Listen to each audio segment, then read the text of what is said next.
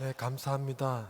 제가 폴란드까지 와서 말씀을 전하고 있다는 사실이 너무나도 감격스럽고 행복합니다.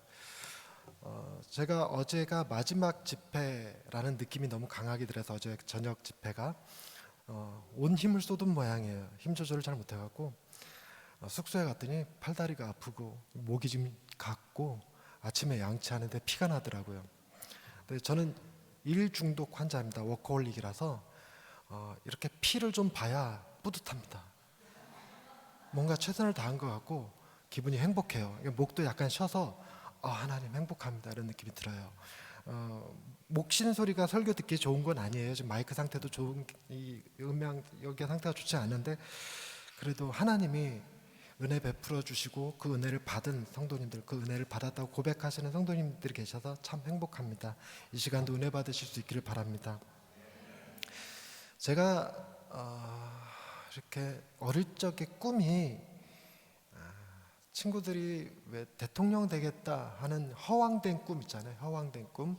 그런 허황된 꿈이 설교하러 가기 위해 비행기 타는 거였습니다. 그 얘기하면 사람들이 다 미쳤다 그랬죠. 저도 그랬습니다. 그냥 막연하게 설교하기 위해서 비행기 한번 타면 얼마나 좋을까 이렇게. 근데 참 지금이 비행기 제주도로 자주 갔으니까 비행기도 자주 탔고 이렇게 외국으로 유럽으로 베트남으로 인도로 이렇게 하나님이 사용해 주시는 거 보면 정말 하나님이 하시는 일 아니고서 설명할 길이 없는 그런 일입니다. 근데 처음에 제가 외부 집회를 부탁받았을 때 너무 겁이 났어요. 무서웠어요. 망신만 당하고 오는 거 아닐까 이런 생각이 너무 컸기 때문에 그때 말씀을 묵상하는데 혈루병 걸린 여인 이야기를 저한테 보여주셨습니다. 혈루병 여인을 고치러 가신 게 아니고 야이로의 딸, 회당장 야이로의 딸이 죽을 병에 걸려 있어서 그 딸을 고치러 가는 거였습니다. 그런데 그 중간에 혈루병 걸린 여인이 새치기를 해요. 순서를 기다리진 않고 새치기를 해서 예수님 옷에 손을 대고 병이 낫습니다. 근데 그 말씀을 묵상하는데 사람들이 애워싸 밀었다라는 표현이 애워싸 밀었다는 표현이 제게 좀 거슬렸어요. 그 야이로의 딸이 혈루병 여인을 고치는 사이에 죽어버려요. 그러니까 위급한 상태였습니다. 위급한 상태여서 야이로가 예수님의 손을 붙잡고 뛰어가도 시원찮을 판이었습니다. 근데 그거를 뛰어가지 않고 걸어가시는데 예수님의 보폭이 군중의 보폭보다 느렸다는 얘기예요. 그래서 사람들이 에워싸서 미는 형태가 돼버린 거죠. 미는 형태. 아니 그렇게 급한 상황에, 한시가 급한 상황에 왜 그렇게 천천히 가셨을까? 그랬더니 주님은 아셨던 거예요. 혈루병 걸린 여인이 아버지가 없어, 야이로 같은 아버지가 없어서 주님을 자기에게로 데려다 줄 사람도 없고 자기를 주님 앞으로 이끌어 줄 사람도 없는 거죠. 주님한테 가서 제가 이러이러한 병에 걸렸습니다, 고쳐주세요라고 말할 용기도 없는 여자예요. 그래서 그 여자가 어떤 상황이어야 가능했냐면 사람들 틈바구니에 껴서 사람들이 애워싸 미니까 예수님의 옷에 손대는 게 이상하지 않은 상황, 다 그러고 있으니까 그 상황을 주님이 연출하셨던 것 아닐까 이런 생각이 들었습니다. 그래서 그 여인이 정말 편하게 그냥 아무도 손 안 대고 예수님 걸어가시는데 뒤에 가서 옷에 손대면 이상하게 보이거든요.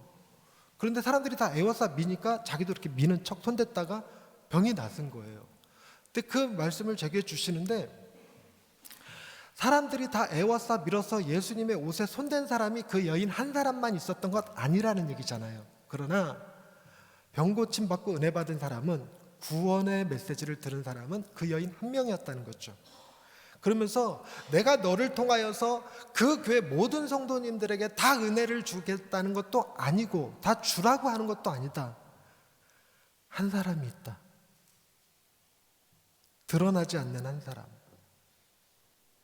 뜨겁게 같이 기도하지도 못하고 손을 들지도 못하고 일어나지도 못하고 무릎 꿇지도 못하지만 그 쑥스러움 가운데, 부끄러움 가운데 혼자 조용히 속으로 울고 있는 그 한 사람이 있다. 네 눈에 보이지 않을지라도 나를 신뢰하고 가라. 이렇게 말씀해 주셨어요. 그래서 그게 조금 용기가 됐습니다. 그래서 아무도 은혜 받는 것 같지 않아도 그 한 사람이 있을 거야 라는 믿음으로 이 말씀 사역을 감당했습니다. 이 가운데도 있을 줄로 믿습니다. 없나? 있을 줄 믿습니다. 근데 제가 여러분들한테 좀 속았어요. 그러니까 첫 번째 시간, 두 번째 시간 찬양하면서 일어나라 그랬더니 보통 다른 교회에서 이런 집회를 하면 3분의 1 일어날까? 이렇게 보통 그 정도 일어나시거든요. 근데 일단 일어나라고 하면 다 일어나. 그러니까 누가 진짜고 누가 가짜인지를 모르겠어요. 강사 대접 받는 기분이랄까? 뭐 이렇게 일어나 드려야지 뭐 이런 거. 그러니까 어젯밤에는 그래서 제가 일어나라고 안 했거든요. 대신에 조금 과하게 나오시라고 그랬어요. 무릎 꿇고 기도하시면 안수해드리겠다고. 그랬더니 어제 많은 분들이 나오셨습니다. 그러니까 어젯밤이 조금 좋은 게 다 나오지 않았어요. 다 나온 게 아니고 일부 나왔습니다. 순간 제가 여러분들한테 속아서 어제 마음에 그 한 사람이라는 개념을 놓쳐버렸습니다. 그 한 사람이라는 개념을 놓쳐버리고 모두가 다 은혜 받기를 원하고, 저는 빨대인데 하나님의 빨대라 은혜가 작은데 무슨 은혜의 폭포수라도 된 것이냐 교만해졌습니다. 마음이 조금 교만해졌어요. 그래서 그걸 순간적으로 깨닫고 이제 사택에 가서 조금 회개하고 기도하고 잤더니 아침에 피나네.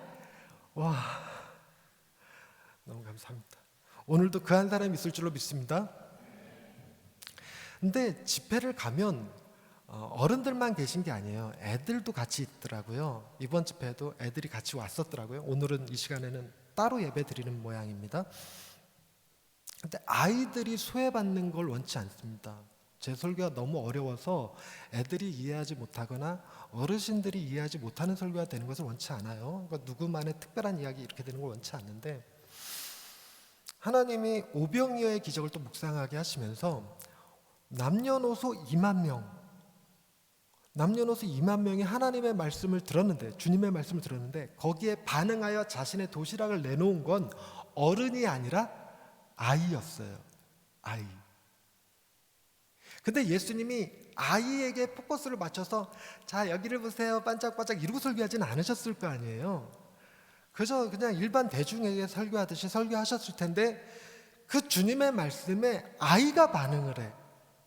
그게 너무 신기했어요. 그리고 가만히 생각해 보니까 저도 어릴 적에 어른들 부흥이 하면 그런 데 쫓아가고 은혜 받고 그랬거든요. 그러니까 왜 어릴 적에는 제가 약간의 은혜에 대한 욕심, 이 욕심이 어떤 욕심이냐면 누구보다 더 받고 싶다 이런 욕심 있잖아요. 여기 모이는 사람 중에 내가 제일 은혜 받고 싶다 뭐 이런 욕심, 이런 경쟁심 같은 욕심이 있어갖고 어느 집회를 가든 내가 제일 은혜 못 받아도 받은 척이라도 했어요. 그러니까 손 들고 찬양하고 눈물이 안 나오면 우리 엄마 죽었어 이 생각하면서 막 울고.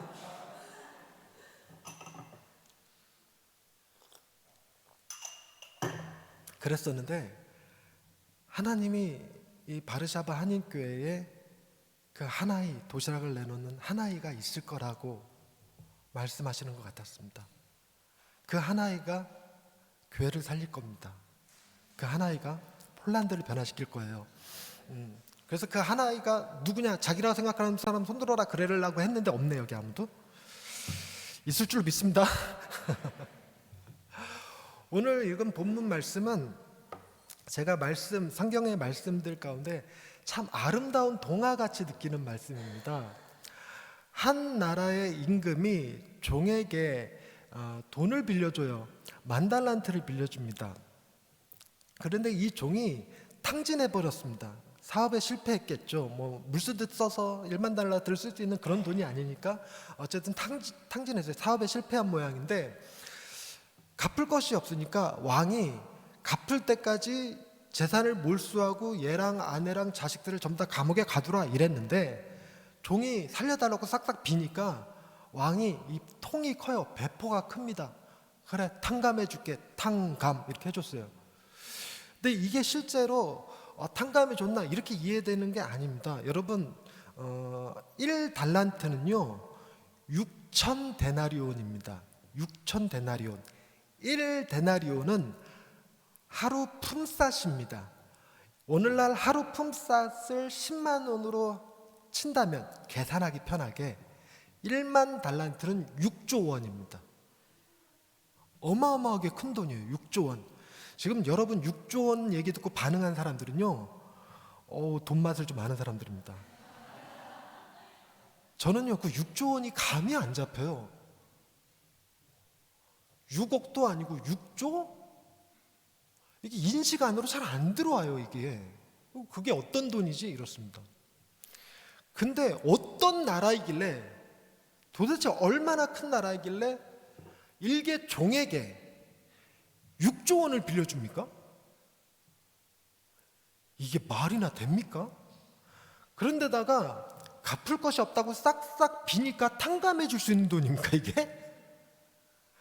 마치 이 주인이 그 6조 원을 1만 달란트를 뭐 껌값 취급하는 것 같은 느낌이에요. 껌값 취급하는 느낌. 그럼 도대체 이 배경을 상상을 하려면 정말 동화 같은 나라, 이 미국을 10개 합쳐놓은 것보다도 더 대단한 나라, 뭐 이런 걸 상상해야 될 것 같아요. 정말 온 마을 성들이 금으로 도배가 되어 있고 반짝반짝하고 황금기 쫙 깔려 있고 1만 달란트를 껌값으로 줄 수 있는데 이 건물 이런 식으로 짓겠습니까? 이거 다 금으로 도배돼 있을 거예요. 뭐 그런 나라 아닐까 싶어요. 정말 꿈의 나라, 엄청난 나라, 그런 나라일 것 같은 상상이 되는 거죠. 그랬는데 얘가 집에 돌아가는 길에 100데나리온 빚진 자 한 명을 만났습니다. 1데나리온이 얼마라고요? 10만 원. 100데나리온이면 얼마일까요? 지금 1,000만 원이라고 얘기하시는 분들이 이 돈에 밝은 분들이세요. 네. 1,000만 원. 저는 이 1,000만 원은 쉽게 계산되더라고요. 인식 안에 쑥 들어옵니다. 1,000만 원. 여러분 1,000만 원 빚진 자 보면 탕감해 줘야 됩니까? 받을 때까지 감옥에 쳐 넣어야 공의가 실현됩니까? 잡아 쳐 넣어야 공의가 실현됩니다. 공의가 살아있는 나라가 좋은 나라입니다. 그 함부로 탕감해주고 그러면 나라 망가져요. 그래서 이 사람이 이 나라의 건실한 국가를 세우기 위해서 100데나리온, 자기 친구지만 정에 휩쓸리지 아니하고 법을 세우기 위해, 공의를 실현시키기 위해 목을 잡아다가, 터프해요. 목을 딱 잡아다가 감옥에 확 집어넣어 버립니다. 사람들이 브라보! 그래, 진정한 사람이구나. 저 사람이야말로 이 나라의 인재다. 이럴 법도 한데 하필이면 사람들이 뭘 알고 있냐면 저거 10,000달란트 탕감받은 놈 아니야? 이게 들어온 거야. 그러니까 정의와 공의를 세우는 것보다 지는 10,000달란트 탕감받고 왜 그 은혜를 못 나눠? 지는 어마어마한 긍휼을 받고 왜 그 긍휼을 못 베풀어? 여기에 배 아픈 사람들 있죠. 배 아픈 사람들. 그래서 왕한테 가서 꼰지릅니다. 우리는 그거 정말 잘해요. 여러분, 여러분들의 기도 제목 이렇게 받고 기도하시는 거 보면요, 꼰지르는 기도 제목 정말 많습니다. 누구 때문에 힘들다, 누가 무슨 짓을 했다, 하나님 그 인간 여전히 살려두시겠습니까? 저희 교회 목사님이 교인 한 분이 그렇게 괴롭힌대요. 그러니까 원형 탈모증이 생기셨어요. 너무 괴로우셔서. 그래서 하나님 앞에 목사가 그러면 안 되는데 정말 울면서 기도하셨답니다. 하나님, 저 인간 좀 잡아, 저 인간 좀 데려가 주세요, 제발. 저 인간 너무 힘들어요. 너무 괴로워요. 그랬더니 하나님이 그러시더랍니다. 너만 하겠냐? 근데 정말 신기하게 그때부터 그 성도가 자기를 괴롭힐 때 그게 애들 장난같이 느껴지더래요. 내가 한 짓에 비하면 별거 아닌 것처럼 느껴지더랍니다. 다 받아줄 수 있겠더래요. 그러면서 뭐 애들이 어른들한테, 아빠한테, 아들이 아빠한테 이렇게 벽 뒤에 숨어갖고 이렇게 깜짝 놀래키는 것 같은 그런 수준으로 느껴지더래요. 그러면서 사랑스럽게 보이더랍니다. 내가 이 얘기 왜 했는지 모르겠어요 지금. 우리는 정말 꼰지르는 거 잘하는 사람들이죠. 안 그래도 꼰질러 갖고 잡혀갔습니다. 잡혀갖고 왕이 갚으려 너는 긍휼을 받아놓고 왜 긍휼을 못 베푸냐 이 싸가지 없는 놈아, 다 갚을 때까지 감옥에 들어가라 하고 딱 감옥에 집어넣습니다. 집어넣었다는 얘기는 없어요. 옥졸들에게 넘겼다까지만 나옵니다. 옥졸들에게 넘겼다까지만.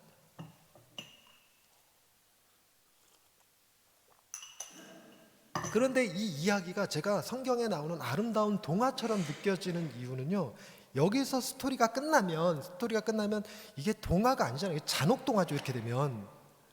이렇게 되면 잔혹동화인데, 말씀을 보십시다. 23절 말씀. 23절. 그러므로 천국은 그 종들과 결산하려 하던 어떤 임금과 같은, 이 이야기는 천국에 대한 이야기예요. 천국. 근데 스토리가 이렇게 탕감해주지 못해서, 백단위원 탕감해주지 못해서 감옥에 처박혀서 죽었다 이렇게 끝나버리면 천국이 아니라 이건 심판에 관한 얘기니까 지옥에 관한 얘기죠.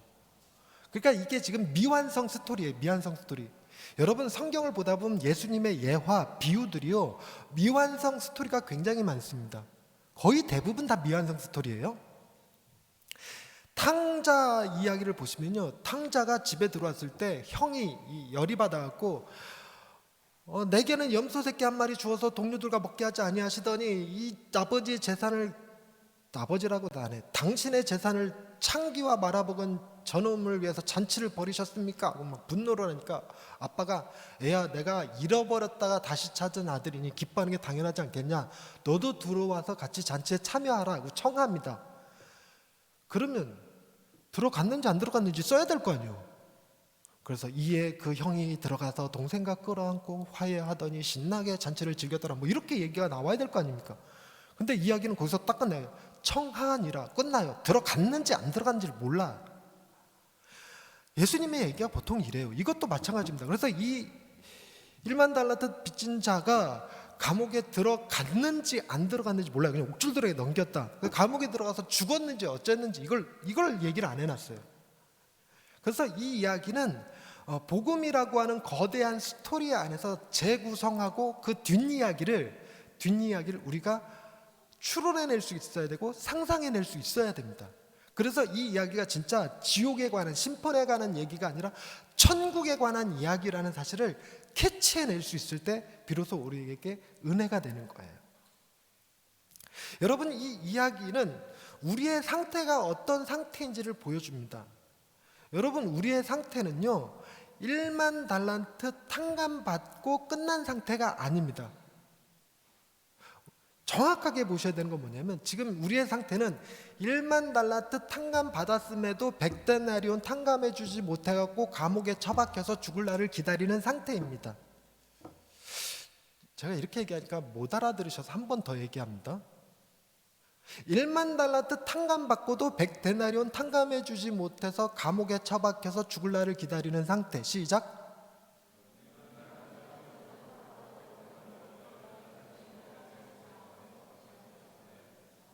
와, 이거를 한 번에 듣고 따라 하시네요. 이게 우리의 상태입니다. 우리의 상태는요 1만 달란트 이미 탕감 받았음에도 100데나리온 탕감해주지 못해서 감옥에 처박혀서 죽기를 기다리는 상태, 죽을 수밖에 없는 상태, 그런 상태에 처박힌 거예요. 우리는 1만 달란트 탕감받았다라는 사실 자체가 인지가 잘 안 돼요. 여러분, 우리가 얼마나 큰 용서를 받았는지 이해할 수 있는 사람이 별로 많지 않습니다. 우리는 우리의 인지 가운데 뭐가 들어와야 그게 이해가 되거든요.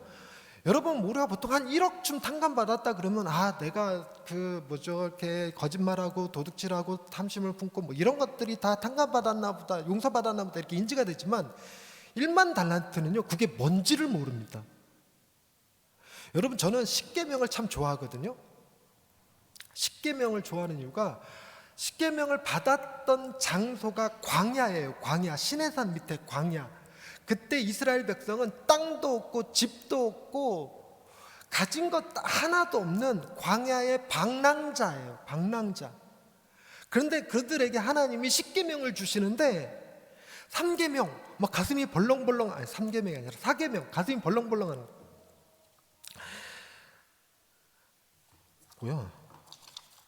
제4는 안식일을 기억하여 거룩하게 지키라. 엿새 동안은 힘써 내 모든 일을 행할 것이나 일곱째 날은 내 하나님 여호와의 안식일인즉 너나 네 아들이나 네 딸이나 네 남종이나 네 여종이나 네 가축이나 네 문 안에 머무는 객이라도 아무 일도 하지 말라. 여러분, 이 얘기가 가슴을 설레게 해요. 지금 집을 가진 게 아무것도 없는데 하나님이 뭐라고 명령하시냐면 네 아들이나 딸이나 남종이나 여종이나 가축이나 내 문 안에 머무는 객이라도 내 집이 있고 땅이 있고 그걸 관리하기 위해서 남종들이 필요하고 여종들이 필요하고 집에 방들이 많아갖고 막 집안에 머무는 사람도 있고. 여러분, 이거 이스라엘 백성들이 광야에서 그걸 상상이나 할 수 있을까요? 내가 살아갈 곳은 어떤 곳이냐면 그런 곳이라는 거예요. 여러분, 이 말씀이 딱 어떻게 느껴지냐면요, 반주자님 주무시나? 반주자님한테 제가 진짜로 주무셨나 본데?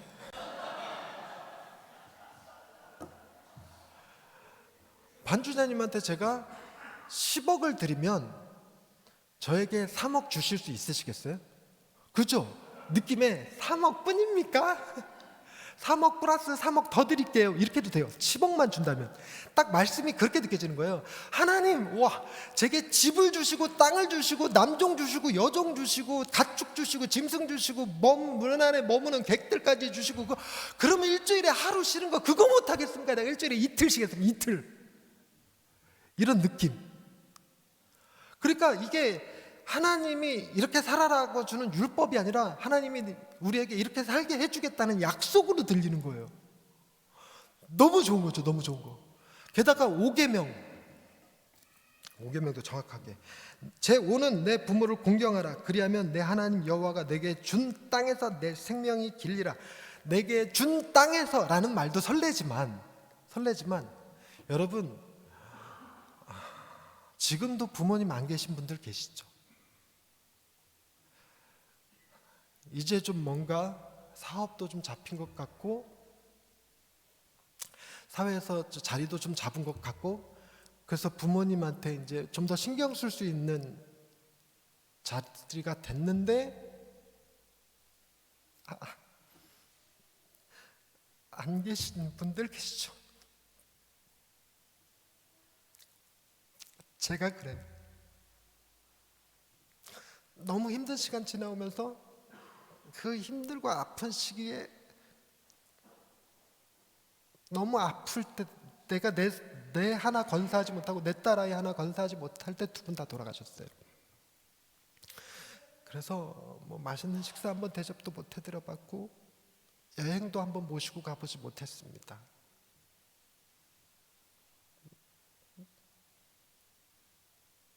이러면 안 되는데?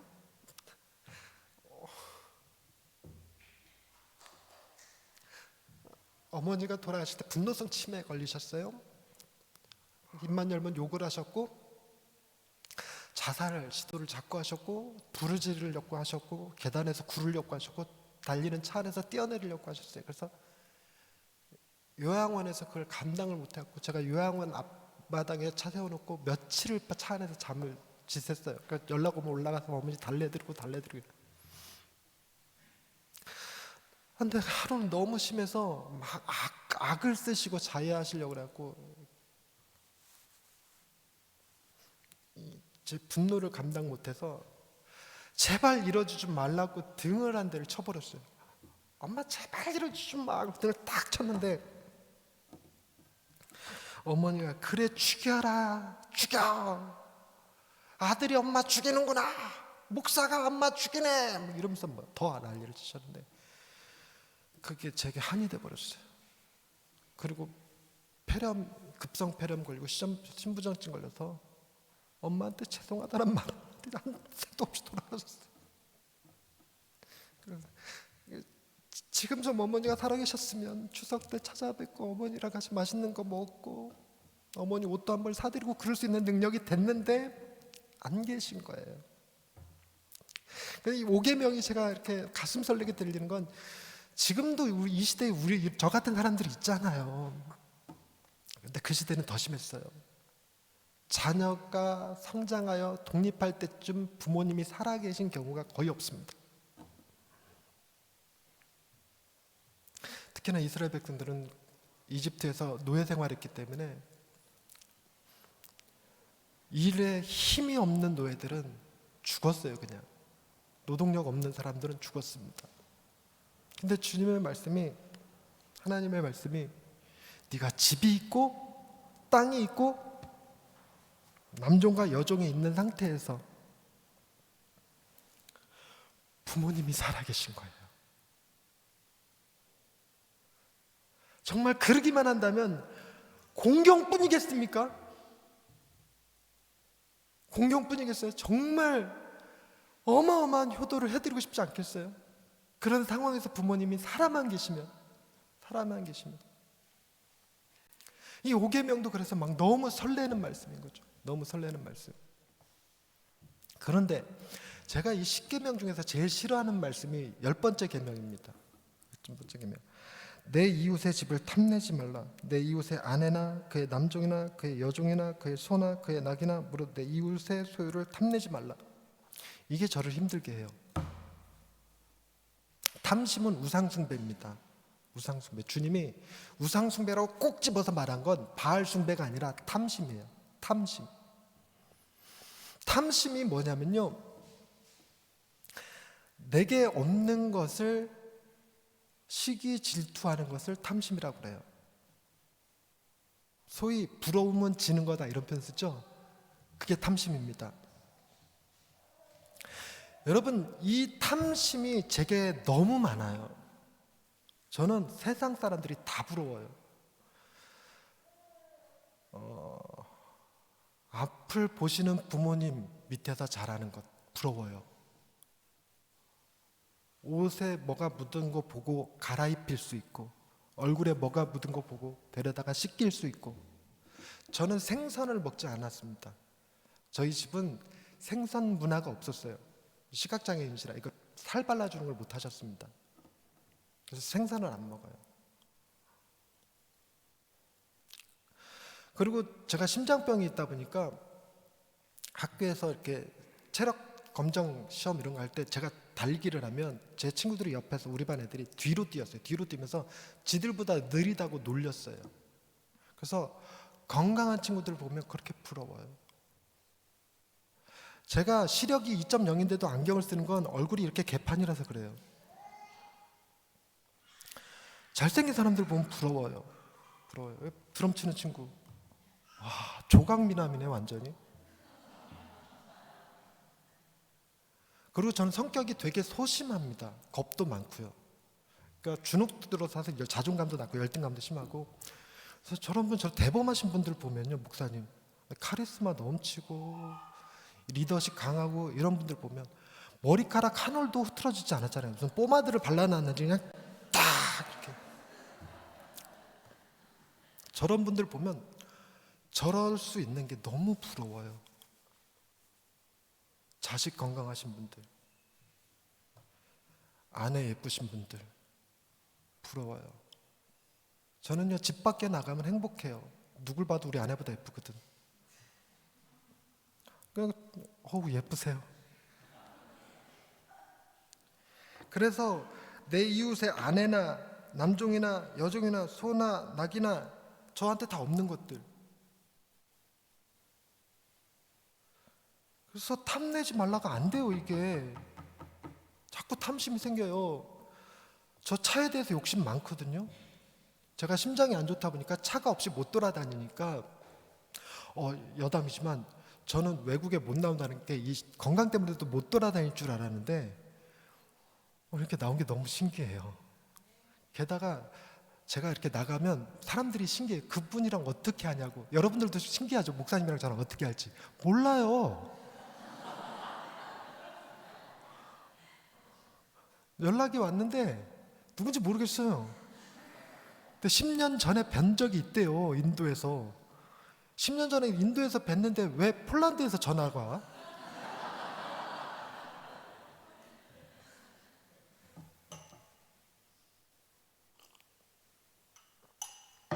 나는 모르는데 저는 게다가 안면인식 장애가 있습니다. 사람을 못 알아봐요. 목사님이 저를 기억하고 계셨다는 거예요. 얘기를 듣는데 사모님이랑 동시에 기도하는데 두 분 다 같은 마음으로 저를 부르자고 결정하셨다는 거예요. 잠이 오겠습니까? 그때서부터 잠이 안 오고 얼마나 설레는지요. 저 같은 사람은 시골에서 조그만한 교회 간신히 해내가고 있는 이름 없는 목사를 폴란드까지 불러주시니까 뭐 설레죠. 와서 이 날씨가 부럽고 교인들이 부럽고 찬양팀이 부럽고 저희는 교회가 없습니다. 그래서 주일날 대관에서 예배를 드립니다. 그러니까 십자가도 없고 간판도 없습니다. 교회가. 한국에서도 그러는데 폴란드에서 번듯한 교회에 십자가에 딱 이렇게 멋지신 성도님들의 나 설교해야 되는데 왜 잡소리가 계속 길어지지? 그러니까 제 안에 탐심이 너무 솟구쳐요. 탐심이. 저는 그런 게 강해서 나는 엄청난 죄인이구나 이렇게 느낍니다. 정말 예수님이 십자가에 나를 위해서 돌아가 주시지 않으셨으면 나는 1만 달란트 탕감받는 사실은 전혀 생각도 못하고 늘 원망을 하나님 누구는 저렇게 누구는 제가 그래서 입에 다는 말이 하나님이 공평하신 하나님이 맞냐 정말 이런 생각이 들어요. 그런데다가 이 열등감이 강한 사람은요 칭찬을 들어도 칭찬이 아니라 조롱으로 들리는 경우가 많아요. 제가 그러는데 어떤 목사님이 하나님 공평하시잖아 왜요? 그랬더니 전 목사를 부러워하는 목사들이 얼마나 많은데 뭘요? 저를 왜 부러워하는데요? 그랬더니 제가 이제 TGCK라고 하는 홈페이지가 있는데 그 복음과 도시 홈페이지가 있는데 거기 정식 작가로 제가 글을 씁니다.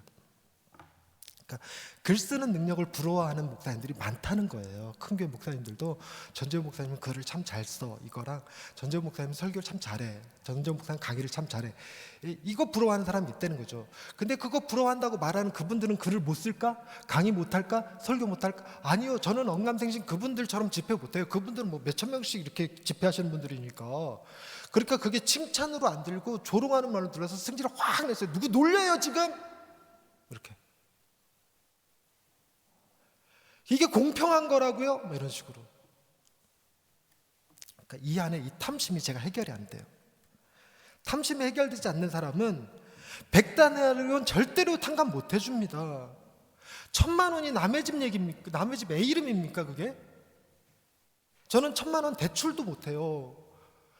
저 주거래은행이 농협입니다. 그러니까 시골에서 쭉 살았다는 얘기죠. 근데 교회 개척하면서 교회 이사하려니까 이사 비용이 없어갖고 대출 받으러 갔더니 대출 한도가 320만 원이래요 제가.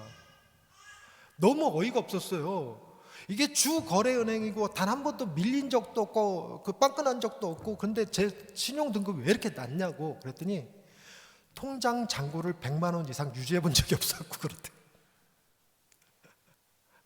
그런데다가 신용등급이 높으려면 빌렸다 갚았다 해야 되는데 그걸 안 해갖고 대출 한도가 낮대요.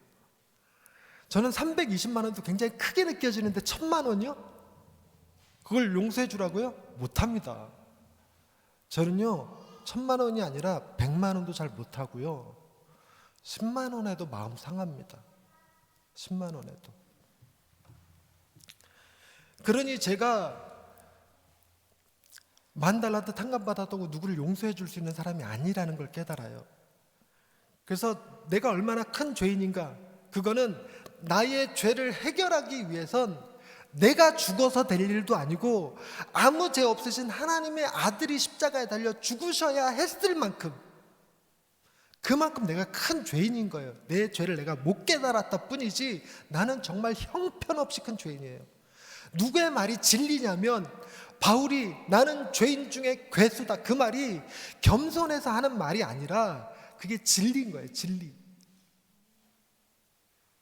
신앙생활을 하면 할수록 이것도 죄였구나. 처음에는 예수 죽인 놈들 내가 다 잡아 죽일 거야 라는 마음이었는데 그 사람이 나라는 사실을 점점 깨달아요. 예수 죽인 사람이 나라는 사실을. 그러니 내 죄가 심히 큰 거죠. 그래서 내가 일반 달란트 정도가 아니라 내 상태를 바르게 이해해야 되는데, 내 상태는 1만 달란트 탕감 받았음에도 불구하고 100데나리온 너무 오바했어. 10데나리온 탕감해 주지 않아서 감옥에 처박혀갖고 죽을 날을 기다리는 상태입니다. 근데 단순히 그 정도로 끝나지도 않아요. 보시면 25절 말씀, 갚을 것이 없는지라 주인이 명하여 그 몸과 아내와 자식들과 모든 소유를 다 팔아 갚게 하라, 이렇게 얘기합니다. 근데 이제 두 번째 잡혀왔을 때는 주인이 노하여 그 빚을 다 갚도록 그를 옥졸들에게 넘기니라. 이게 저도 글을 쓰는 사람이지만 글을 이렇게 썼다는 얘기는 글 쓰다가 귀찮았다 뭐 이런 정도지, 맥락상 뭐냐면 그 한 사람만 가두는 게 아니에요. 첫 번째 명했던 그게 집행유예가 뭔지 아시죠? 집행유예 기간에 죄를 범하면 그대로 벌을 받게 돼 있단 말이에요. 그런 개념이에요. 그러니까 이 사람만 옥에 갇히는 것이 아니라 이 사람 때문에 아내도 자식도 같이 죽게 생긴 거예요. 아내도 가족도. 그러니까 내 상태가 어떤 상태냐면 10,000달란트 탕감 받았음에도 100데나리온 탕감해 주지 않아서 감옥에 처박혀갖고 지와 지 아내와 지 자식들까지 다 죽게 만든 상태. 지금은 이게 잘 이해가 안 될 수 있어요. 어머니 신앙, 자식 신앙은 따로 별개이지만 이때 당시는요, 아빠의 실수가, 아빠의 잘못이 온 가족의 멸문지화예요. 그러니까 반대도 있어요. 바울이 빌립보 감옥에서 간수에게 복음을 전할 때 주 예수를 믿으라, 그리하면 너와 네 집이 구원을 받으라. 아빠가 예수 믿으면 집도 구원받는 거예요. 그런 시대니까 이 종이 지금 잡혀가서 옥에 갇혔다는 얘기는 이 종만 죽는 게 아니라 이 종과 그의 아내와 그의 자식들까지 다 죽는 거예요.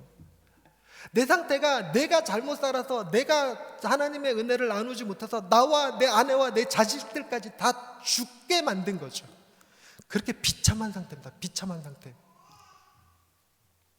그래서 성경에서 우리를 뭐라고 표현하냐면, 심하게 표현한 거, 이미 죄 가운데 죽은 너희, 이렇게 표현합니다.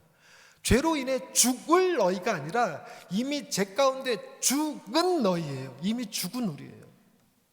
그게 우리의 상태입니다. 그래서 여기서 이야기가 딱 끝나면 잔혹동화 같잖아요. 그렇지 않습니다. 뒷이야기를 구성해야 돼요. 여러분, 이 사람이 감옥에서 나오려면 어떻게 해야 될까요? 감옥에서 나올 수 있는 방법이 있을까요? 1만 달란트를 갚을 수 있을까요? 그리고 1만 달란트를 갚는다고 해서 나올 수 있을까요? 1만 달란트가 문제가 아니라 괘씸죄에 걸렸어요. 괘씸죄에. 주인이 노했단 말이에요. 화가 났단 말이에요. 그러니 1만 달란트 갚어, 거기 이자까지 쳐갖고 1만 1,000달란트를 갚어, 그렇게 하고 나올 수 있는 게 아니에요. 그걸 벌 수도 없고 만들 수도 없는 거죠. 6조 원을 어떻게 감당합니까? 그러니까 여기서 나올 수 있는 방법이란 전혀 없어요. 하우투는 존재하지 않습니다. 하우투. 방법은 존재하잖아요. 그러나 뭐는 존재하냐면 누가 건져줄 수는 있죠. 바울이 이런 표현을 씁니다. 오호라, 나는 공고한 자로다. 누가 이 사망의 몸에서 나를 건져내랴. 어떻게 이 사망의 몸에서 빠져나가랴가 아닙니다. 그럴 가능성은 이미 사라져버렸어요. 근데 누군가가 구해준다면 가능한 거죠. 생각 같아서는 소설을 쓰면 이렇습니다. 다른 나라에서 쳐들어와갖고 이 나라를 초토화시켜서 왕이 죽는 거예요. 그러면서 감옥에 있는 사람들을 다 풀어줘. 그럼 빠져나올 수도 있지 않을까. 근데 하필이면 이 나라가 어떤 나라냐면 1만 달란트를 껌값처럼 빌려주고 탕감해주고 이거 할 수 있는 나라니까 언감생심 어느 나라도 이 나라를 넘보지를 못해요. 생각 같아서는 다른 나라가 존재는 할까? 이렇게 위대한 나라가 있는데 존재는 할까? 이런 생각이 드는 정도의 나라죠. 그러니 다른 나라가 쳐들어와서 뭐 이렇게 되는 건 없어요. 근데 저는요, 어떻게 됐을지 결과가 뻔히 보여요. 우리는 이미 예수님의 십자가와 부활을 경험한 사람들이라, 나는 죄인인데, 죽을 수밖에 없는 죄인인데 나 대신 주님께서 십자가를 지셨잖아요. 그러니까 뭐 하면 되냐면 이 주인의 아들이 이 사람을 대신해서 감옥에 들어가 죽으면 이 사람은 나오는 거예요. 이 사람이 how to 나올 수 있는 방법은 없지만 이 사람을 꺼내줄 수 있는 사람은 있는 거죠. 그게 다른 사람으로는 안 돼요. 왕의 아들이어야만 가능합니다. 왕의 아들이 꺼내줬습니다. 그렇게 해서 살았어요. 여러분, 제목이 용서입니다. 여러분, 내가 10,000달란트 탕감 받았다고 해서 다른 사람의 100달러는 용서해 주는 거 이런 거 못합니다. 그런데 만약에 10,000달란트 탕감 안 해줘서 나도 죽고 아내도 죽고 애들도 죽을 뻔한 위기에서 나 대신 죽어주신 분 때문에 감옥에서 빠져나왔다면 그래도 100달러는 빚진 자 모가지 붙들고 너 돈 갚아 이거 할까요? 여러분, 10,000달란트 탕감 받을 때는 용서가 못할지라도 죽을 뻔한 상태에서 나 대신 죽어준 이가 계셔서 살아났다면 탕감해주기가 좀 더 쉬워져요. 이 말을 잘 들으셔야 돼요. 좀 더 쉬워져요. 그러나 가능하진 않습니다. 딱 졸아버리면 그래 가능해진다 이렇게 이해하실 것 같은데 아니에요. 정확히 들으셔야 돼요. 10,000달란트 탕감받은 상태보다는 용서해주기가 좀 더 쉬우나 그러나 용서하기가 가능한 건 아닙니다. 가능하지 않아요. 우리가 예수님이 나 대신 십자가에 죽었다는 사실을 몰라서 다른 사람들 용서 안 하고 사나요? 우리가 이걸 귀에 못이 박히도록 듣고 살아요. 그런데도 다른 사람 용서 못 하잖아요. 다른 사람이 뭐예요? 남편 용서 안 되고 아내 용서 안 되고 김지사, 박지사 그 인간들 용서 안 되잖아요. 기껏 설교 은혜 받으면 꼭 그러잖아요. 박집사가 들었어야 되는데 박집사가 막 이러면서 우리가 용서가 안 돼요 이게. 그런데 우리는 내가 얼마나 큰 죄인인가도 모르지만 우리가 하나님 앞에 얼마나 큰 사랑을 받는지도 잘 몰라요. 하나님의 사랑, 아버지의 사랑, 하늘 그보다 설교 저만 하나?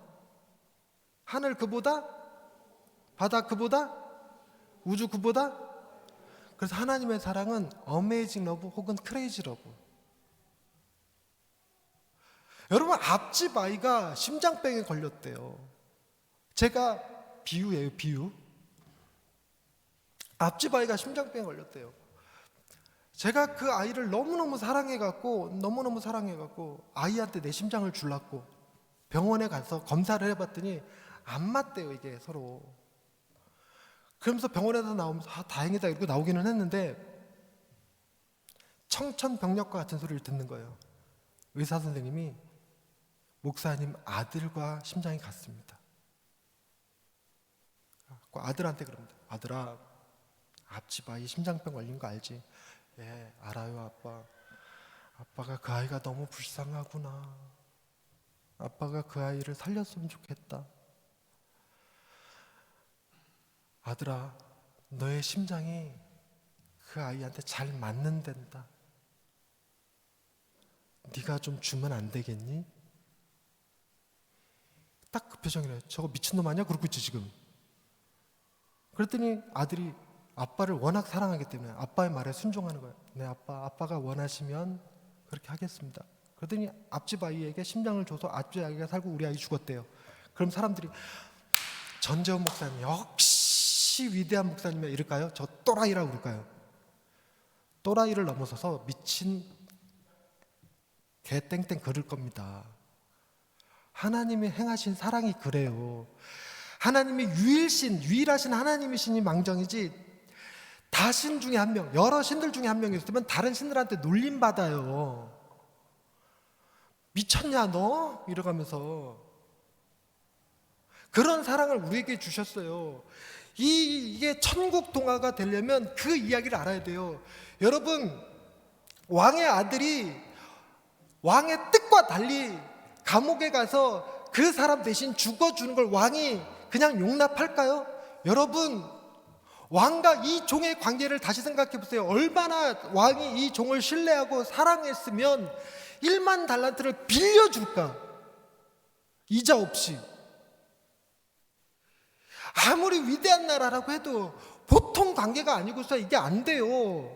그때 당시 돈의 화폐 단위가 10,000달란트였다 이게 아니라 100데나리온 빚진 자 옥에 가둬버릴 정도예요. 100데나리온 못 갚는다고, 100데나리온조차도. 그런 나라에서 10,000달란트를 줄 수 있는 관계, 그리고 못 갚는다고 해서 탕감해 줄 수 있는 관계면 그 왕이 이 종을 끔찍히 사랑하고 있는 거예요. 그렇지 않고는 이런 관계가 성립되질 않습니다. 그러니 왕이 이 종을 감옥에 가두고 그의 아내도 그의 자식들도 다 옥에 가두라 명하시긴 하셨지만 왕이 그 종만 사랑했겠습니까? 그 종의 아내를 보면서 며느리 보듯 했을 거고 딸 보듯 했을 거고 그 종의 아이들 보면서 내 새끼 보는 것 같이 내 손주들 보는 것 같이 그렇게 이뻐하지 않았을까요? 그런데 그 감옥에 집어넣을 때 왕의 마음이 얼마나 아프셨을까요?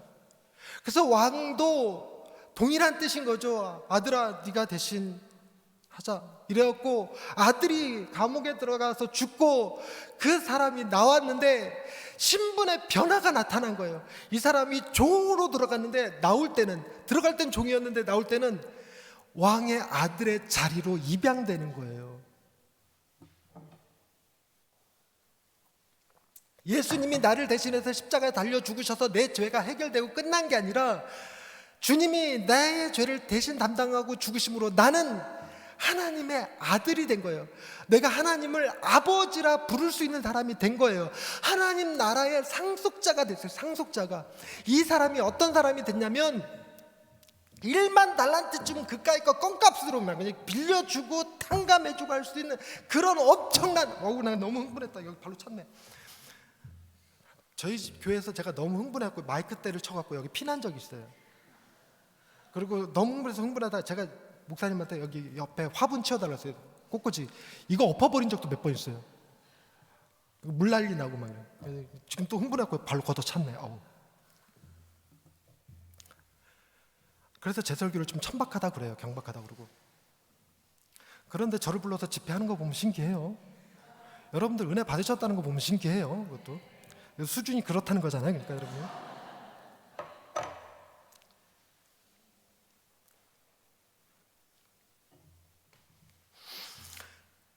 남았는데 내가 재산이 어떻게 되냐면 이 위대한 나라에 유업을 얻을 자예요. 상속받을 자예요. 10,000달란트를 껌값으로 취급하는 사람이 100데나리온 눈에 들어올까요? 안 들어옵니다. 100데나리온 탕감 신경도 안 써요. 신경도 안 써요. 그 정도나 돼야 우리가 용서를 할 수 있는 거예요. 그래서 100데나리온, 돈 같지도 않은 돈, 내가 한때 미쳐갖고 내가 그 돈 때문에 너를 감옥에 가둔 게 참 미안하다, 미안해. 내 진짜 흑역사다, 흑역사. 쪽팔려서 어디 가서 말도 못하겠다. 내가 가오가 있지 100데나리온 갖고 삐졌었다는 생각하니까 생태갖고 말도 못하겠다. 그리고 간수한테, 간수님 이렇게 안 하잖아요. 이제 왕의 아들이 됐으니까 야야야 간수야 내 친구 좀 빼줘라, 빼줘. 왜 때렸어 또. 상처는 뭐야 또 이거. 옷 좋은 옷 갖다 좀 입혀 좀.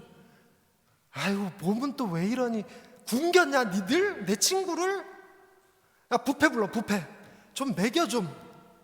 이럴 수 있는 배포가 내가 누군데 이 나라의 상속자인데 이 정도나 돼야 그나마 우리가 용서를 시도라도 해볼 수 있어요. 용서를.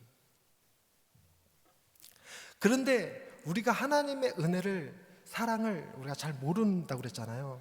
이 정도로 끝나지 않습니다. 여러분, 우리가 이 사람 10,000달란트 받은 사람이 10,000달란트 탕감받고 집에 돌아갈 때 100데나리온 빚진 이 친구를 안 만났더라면 어떻게 됐을까요? 이 친구를 안 만났더라면 왕의 아들이 될 수 있었을까요? 못 됩니다. 100데나리온을 빌려갔는데 이 친구가 능력이 좋아서 이자까지 쳤고 200데나리온을 갚아버렸으면 왕의 아들이 못 됩니다. 말길 알아들으시나요 지금? 이 친구가 빚을 안 갚아주는 바람에, 내가 열받아갖고 감옥에 가두는 바람에 왕의 감옥에 gat혔다가 나오면서 왕의 아들이 된 거예요. 그러니까 이 사람이 왕의 아들이 되는 데에 있어서 큰 공을 세운 사람이 누구냐면 100데나리온 빚진 이 친구예요. 안 갚은 친구. 그러니까 생각이 어떻게 바뀌냐면 용서고 나발이고 이 친구가 고마워지는 거예요. 내가 너 때문에 왕의 아들이 되었구나. 이 나라를 상속할 수 있게 되었구나. 그래서 용서가 아니라 고마워집니다. 세상 사람들도 그런 개념이 있어요. 내가 그 친구 때문에 이 악물고 이래갖고 오늘날 이렇게 될 수 있었다. 내가 그 사람의 독한 말 한마디 때문에 폴란드까지 와서 이 악물고 이래갖고 이렇게까지 돼서 이렇게까지 할 수 있었다. 그 친구가 그래서 생각해보니 사실 고맙기도 하다. 이렇게 얘기하는 게 세상 사람도 그게 있어요. 근데 이 1만 달란트 상감받은 사람이 이 종에게 100데나리온 빚진 사람에게, 동료에게 그런 마음을 갖는 거예요. 그래서 야, 내가 탕감해 줄게가 아니라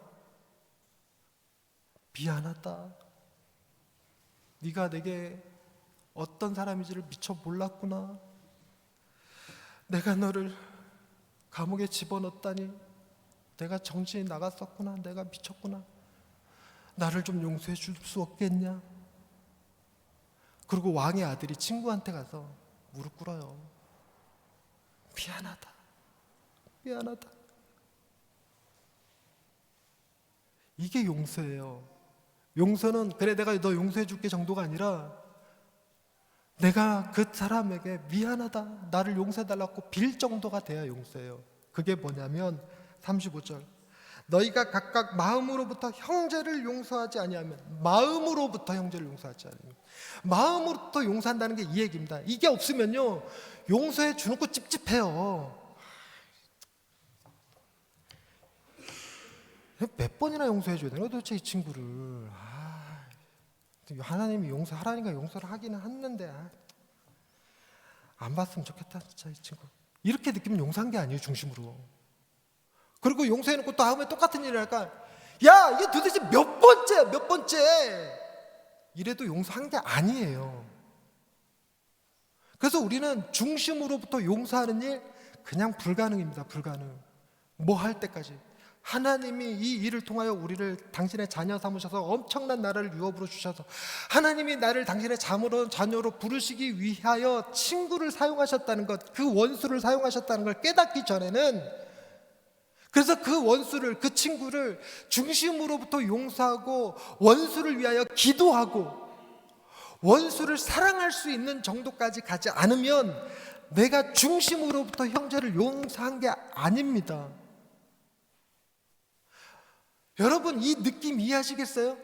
주님이 우리를 용서하셨다라고 말할 때, 십자가로 내가 너를 용서하셨다라고 말할 때 그거를 자랑하지 않아요. 티내지 않아요. 내가 너 용서를 했는데 몇 번째냐 몇 번째 이러지 않으셨다는 거예요. 중심으로부터 진실로 용서하셨다는 거예요. 여러분, 그게 잃은 양 비유, 잃은 드라크마 비유예요.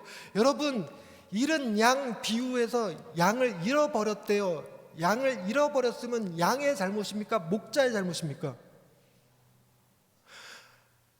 양은 누군데? 나. 목자는 누군데? 예수님. 근데 예수님이 누구 잘못이래? 이게 중심으로부터 용서하신 거예요. 이게 중심으로부터. 주님이 우리에게 행하신 일이 그 일이죠. 우리가 왕의 아들이 되어서 그 마음을 품는 거예요. 그래서 사랑을 어떻게 실천하냐면, 친구야, 내가 너를 위해서 대신 죽을게. 넌 살아라. 이게 가능할 정도로 그 일을 직접 우리에게 행하신 분이죠, 예수님께서. 그래서 천국은 어떤 곳이냐?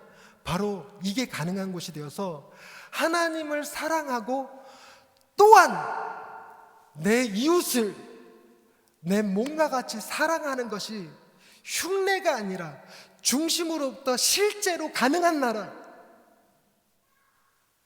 용서가 단순히 가진 자가 없는 자에게 베푸는 시혜 같은 것이 아니라 용서가 내가 용서를 구할 만큼 마음에 진심으로 우러나고 용서가 정도가 아니라 사랑이 되는, 고마움이 되는 그런 나라, 이게 천국이라고요. 이게 천국. 이게 하나님의 사랑이에요. 우리가 얼마나 큰 죄인인가. 1만 달란트 탕감 받고도 100데나리온 탕감해 주지 못해서 감옥에 처박혀갖고 지와 지 아내와 자식들까지 다 죽을 날을 기다리는 상태에 빠져 있는 우리를 이보다 더 밑바닥이 없을 겁니다. 이보다 더 밑바닥이, 그런 저 밑바닥 시궁창에 확 처박힌 나를 주님이 들어 올리셨는데, 세상에 주님이 당신의 자리에 올려주시고 당신이 그 자리에 가신, 그게 하나님의 나라의 상속이에요.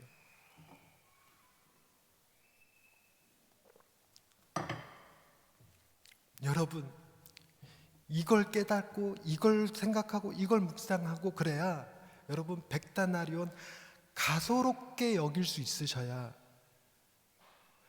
그거에 집착하지 않으실 수 있어야 됩니다. 내가 로또에 당첨돼갖고 100억을 받을 사람인데 1, 2천 원에 신경 쓰겠나. 그거 택시비가 13,000원 나왔어. 10만 원짜리를 딱 주고 거슬럼돈을 주는 택시기사가 막 거슴돈을 찾아. 귀찮아요. 냅둬. 내릴 수 있지. 예전에는 2만 원을 줬는데 거스름돈을 받았는데 5천 원밖에 못 받아서 택시비가 13,000원인데 그 2천 원 때문에 신고합니다.